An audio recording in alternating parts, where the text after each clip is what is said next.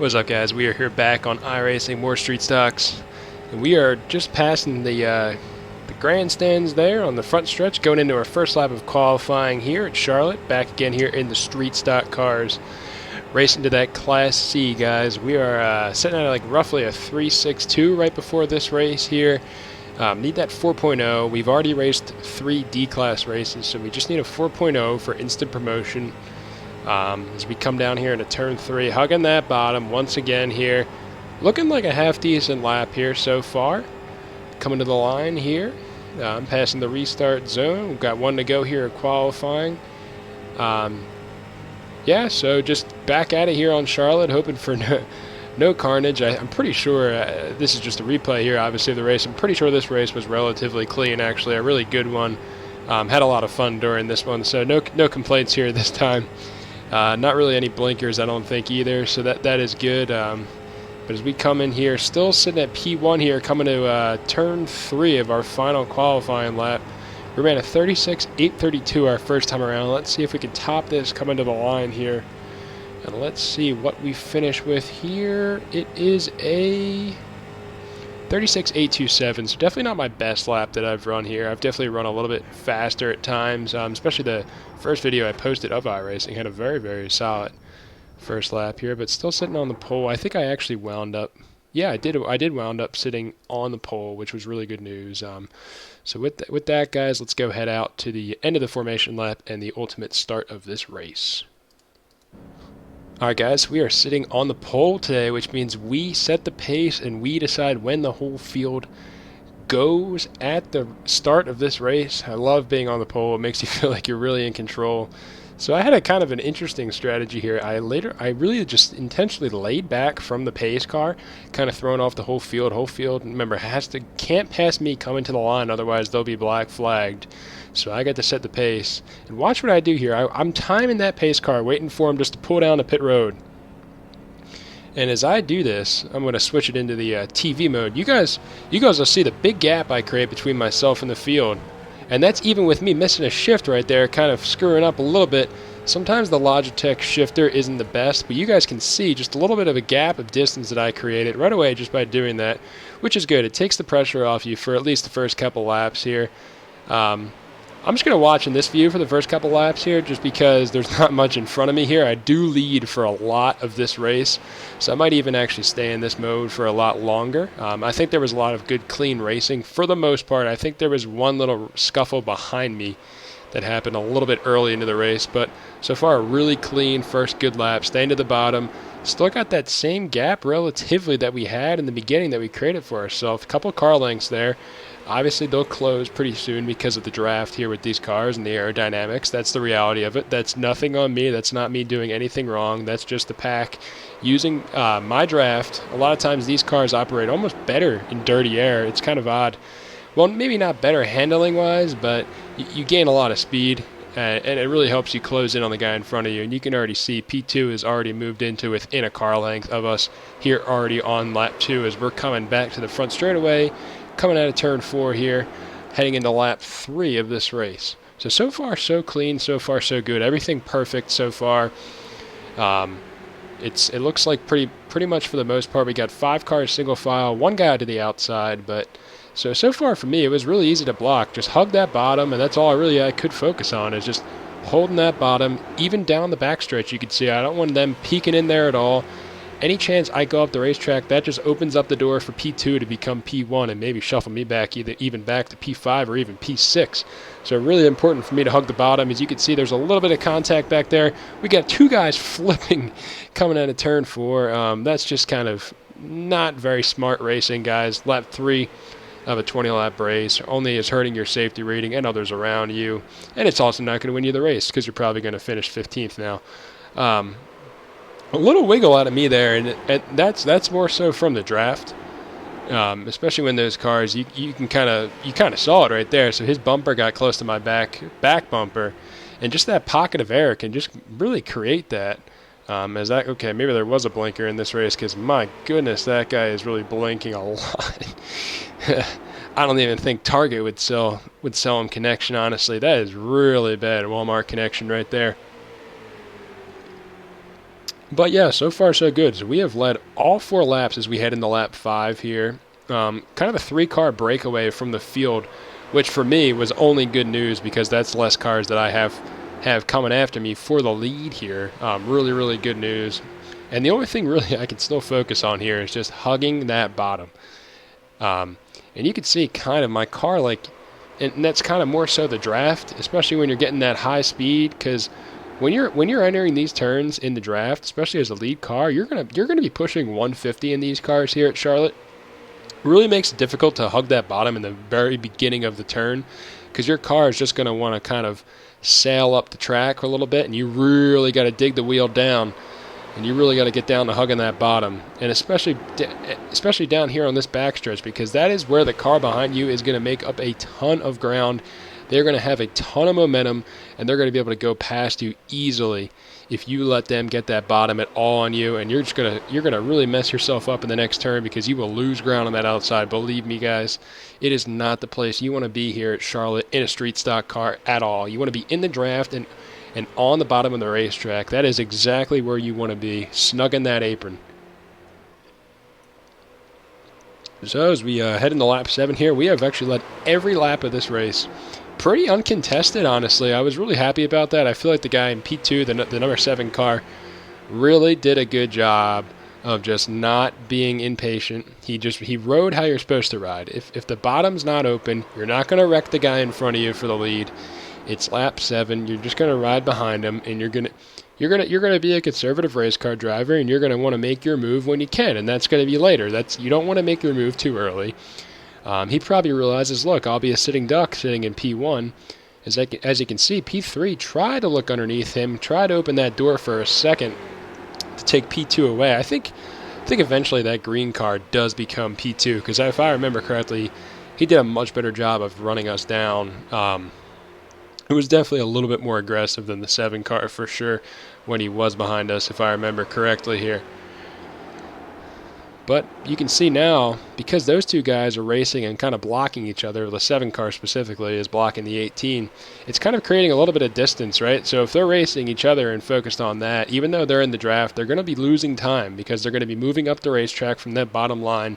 And it's going to basically allow us to almost become even or even give myself an advantage, which is why you kind of saw that gap open up between P1 and P2, between myself and the 7 car there for a little bit. And now you can see the 7 car just getting back in the draft and closing right back up to my back bumper. So that's really the thing, guys. I mean, it's a big trade-off, and these cars are pretty forgiving, but there's a lot to keep in mind when you are running these things. There's a lot of stress. A lot can go wrong, believe me. And it's crazy because you mess up for 1 second, you get off that bottom, or you don't get in the draft the right way, and it could be the difference between P1 and P5 if you have a line of cars down on the bottom. It's really important to stay focused with these things, as I did not to toot my own horn, did a very good job here for the first 9 to 10 laps of this race, really hugging that bottom and making it virtually impossible for the 7 to get by us unless he chose to wreck us. Which, of course, he didn't, because he's a good, smart, intelligent, conservative race car driver. Unlike the guys back on lap 2 or 3 when they were flipping coming out of turn 4. That is just not something you want to do. That's not how you win a race, guys. That's how you total your equipment and how you finish in the back of the pack with a frustrated, long face on. And you probably throw your wheel or something, too. So just not very smart at all. And there's a reason why I've been, even in the first race when we did get wrecked, there's a reason why I'm around at the end. It's because I know how to pick my spots, and I just know how to almost just kind of be like sneaky good. It kind of like I know in football a lot of times they talk about like quarterbacks, right, being like a sneaky scrambler. Someone like Alex Smith before he got hurt was kind of like that, where it's like you knew he was athletic, but you would never expect him to run, but he would beat you when he did, when you least expected it. That's kind of how you want to be in racing. You just want to kind of hang around and be there at the end when it matters the most.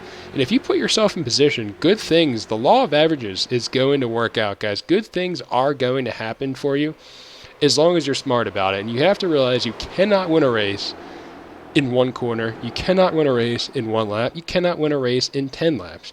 You have to run to the checkered flag, but you have to be around at the checkered flag when it's waving to be able to win the race. And that's something I feel like this game, and the more I play this game, I mean, every single day, I'm appreciating this game more and more. As you can see here, the 18 car making a move on the 7 down the backstretch. I really appreciate the race etiquette that this game has taught me. And the 18 moving the 7 up the racetrack there a little bit, he is moving into P2. So this is where the racing definitely ramped up. We're a little bit past halfway now. 18 definitely realizing, hey, I got to get up there now. And he's being smart, right? So he knows, hey, I hung back there in 3rd. We have a big gap between myself and P4. Now I got to get up there and, make a move here, put myself in a position where I can potentially win this race and pass this 4 car, which is myself. And right there, I got extremely scared. Honestly, I mean, I'm not in the cockpit view here, but if I were, and I'm not going to rewind it now, but I really had to sharply turn the wheel right when that guy did that. I don't think he did it intentionally because he really didn't do it again. I think it was just he didn't realize the closing rate getting up to me. Luckily, I was able to save it. Didn't lose any ground. Didn't wreck the thing. That would have been extremely frustrating if that would have happened. I definitely would have said something in the chat at that guy for sure if that would have been the case, especially after we sat here and led the first 14 laps of this race. That would have been a very frustrating way to end the day. But yeah, coming down here into turn 3 and 4. Remember, next time we hit as the 7 flies up the track there, I don't know if there was contact or not between those guys. But as we come here to the line, there will be 5 laps remaining here at Charlotte. This is kind of where tires started to play a little bit, not a huge issue, but fall off a little bit on the lap times. A little bit harder to snug that bottom. So this is where all the marbles come into play here, guys. You really got to stick to your guns here, really concentrate, hit your marks, and that's really what I was trying to do here. You can see me just hugging that bottom line down the entire backstretch, basically, just kind of mirror driving. That's in reality, that's what you kind of have to do, and a lot of times they talk about mirror driving being a bad thing. Mirror driving, guys, is in you're almost focused more about what's behind you than in front of you a lot of times, and that's how you're driving and protecting. But ultimately, in these cars, that's kind of how you have to be, especially because the draft closing rates, which we've already seen with the 7 car earlier catching back up to us and pulling back away, it's so huge where it's just in one straightaway. I mean, you could make up 100 feet in these cars, 200 feet in these cars. So it is really important to make sure you exercise your blocking correctly, hugging that bottom line. Anything you can do to make the guy behind you slower than yourself or block his way of opening up a lane where he will be faster than you is what you're focusing on the entire time. And for me, the big thing is you can kind of see my car wiggle there.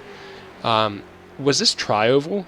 He made it really tough blocking on the tri-oval because if I go down too low and, God forbid, scrape that grass, I'm instantly going around because his nose is going to be right under me too, and all that pressure of the air and my tires on the grass is just going to throw my car across the grass in the front straightaway.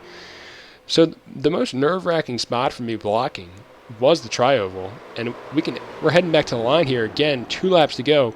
You can only imagine the pressure going through my mind here. We have led every lap in this race, and the last thing we want to do is surrender the lead after leading all these laps. And you can see the 18 car almost gets underneath us right there.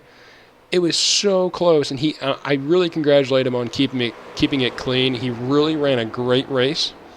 And you could tell he backed off there because he knew if he tried forcing it under there, he most likely was going to spin us and probably hurt his chances of winning too because he would have lost speed, and the 7 probably would have ultimately pulled away for the victory as the 7 is still fighting on that outside. I mean, you guys can see once again, that outside line, you do not make up any ground. You instantly lose that when you try coming out of there. And we are here on the checkered flag, and this is where the only mistake I made all race long. Because of the draft, I was unable to get the car all the way down. Got a little loose. This is where I got really mad. I'm going to switch back to the cockpit view here, guys. So I'm all over this guy's back bumper. I'm pissed at this guy. And it's not like he did anything wrong. I knew I messed up, and I tried bumping him right here. And that I think all that did was give him a push. And I had one last push here coming out of turn 4 to get him. And I tried waiting to make my move, jump to that outside right here. And you can see, guys, it's going to be pretty close here at the line, but just not enough ultimately. Still a really clean race. And hey, Yeah, it's frustrating to lead the first 19 laps and not lead the 20th. But guys, listen, like, we'll take a second place. We ran a clean race, 0 incidents. We came here and did everything we needed to do. We did not embarrass ourselves. And a good clean race. I got to hand it to the 18 car for racing us extremely clean. But yeah, guys, that very solid race here as we continue to fight towards Class C. Hopefully you guys enjoyed the video, and there will be more, definitely for sure. Really plan on kind of making this a journey through the class series here on iRacing. So then C class, eventually B class, and then A class. I think it's going to be a lot of fun, guys. So stay tuned for more. This has been awesome bringing this to you guys so far. So take care, guys. Stay safe, and we will see you next time. So long.